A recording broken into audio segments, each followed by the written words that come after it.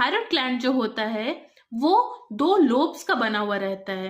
हमारा जो wind pipe है या कह सकते हैं ट्रैकिया के ईदर साइड्स में प्रेजेंट होता है एक flap connective tissue, thin flap connective tissue से, जिसे हम इस्टेमस बोलते हैं।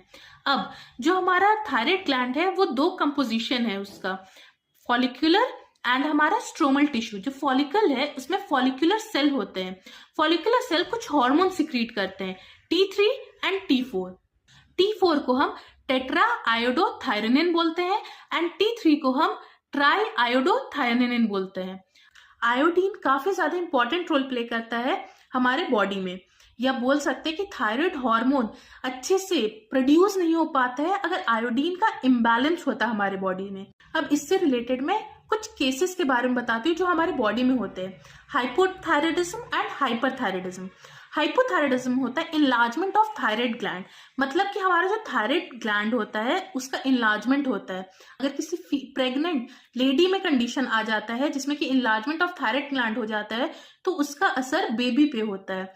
बेबी में क्या कंडीशंस होते हैं, जैसे कि एबनॉर्मल ग्रोथ होता है, मेंटल रिटार्डेड होते हैं, एबनॉर्मल स्किन होता है, और भी बहुत सारे कंडीशंस होते हैं।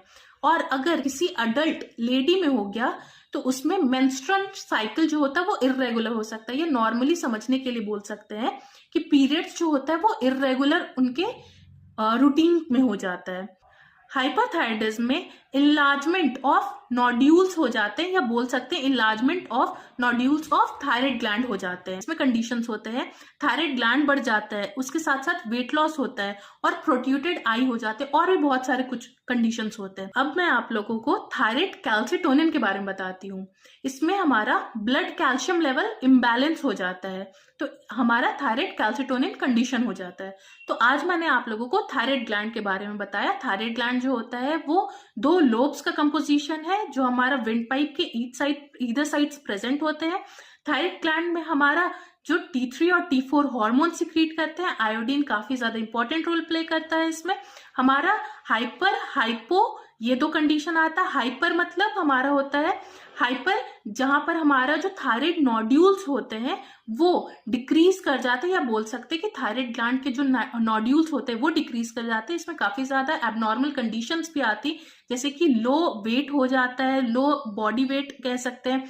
उसके बाद हमारा थायराइड ग्लैंड जो होता है वो बढ़ जाता है, प्रोट्रूटेड आईज होता है। हमारा हाइपो जो होता है कंडीशन, हाइपोथायराइडिज्म, उसमें हमारा इनलार्जमेंट ऑफ थायराइड ग्लैंड होता है। उसके साथ साथ अगर बोले प्रेग्नेंट लेडी को हो रहा है तो बेबी पे इसका असर होता है, जैसे कि बेबी जो होता है वो मेंटली रिटार्डेड होता है, उसके साथ साथ एबनॉर्मल ग्रोथ होता है और बहुत ही सारे कंडीशन होते हैं।